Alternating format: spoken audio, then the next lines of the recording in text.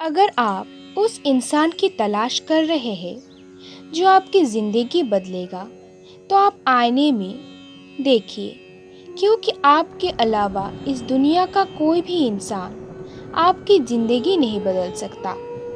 यह आत्मा आत्मा के सबसे प्रिय मित्र है और आत्मा भी आत्मा की परम शत्रु है। इसीलिए आत्मा को बचाना चाहिए, नष्ट नहीं करना चाहिए।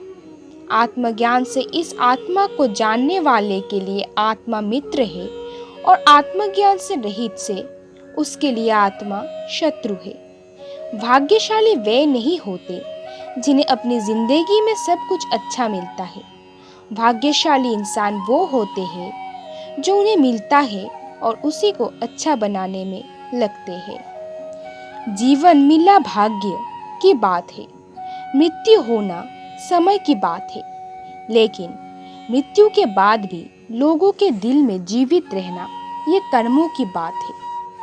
महाभारत युद्ध के दौरान जब उनके रिश्तेदार और शिक्षक अर्जुन के सामने खड़े थे, तो अर्जुन दुखी हो गए और श्री कृष्ण से कहा कि आपने महान शिक्षक को मारकर जीने की तुलना में भीख मांगकर जीना बेहतर है।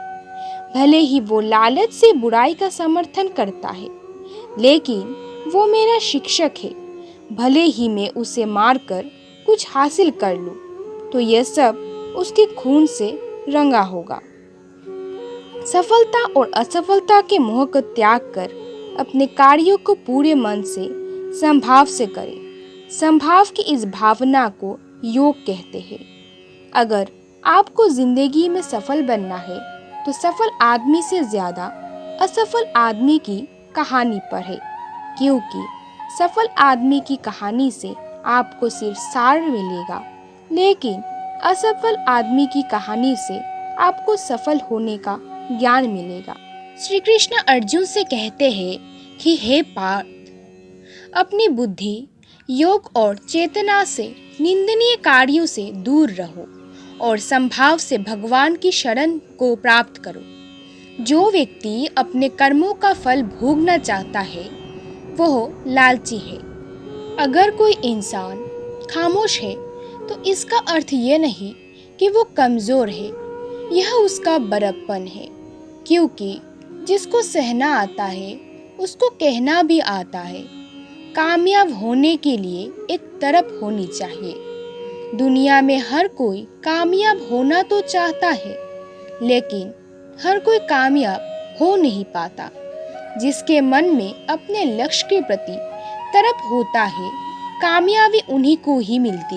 जिंदगी की सुंदरता इस बात से नहीं है कि आप जिंदगी में कितना खुश है, बल्कि इस बात से है कि कितने लोग आपकी वजह से खुश रहते हैं।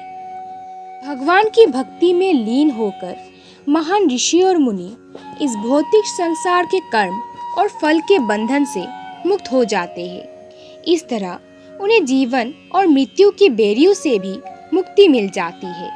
ऐसे व्यक्ति भगवान के पास जाते हैं और उस स्थिति को प्राप्त करते हैं जो सभी दुखों से परे है।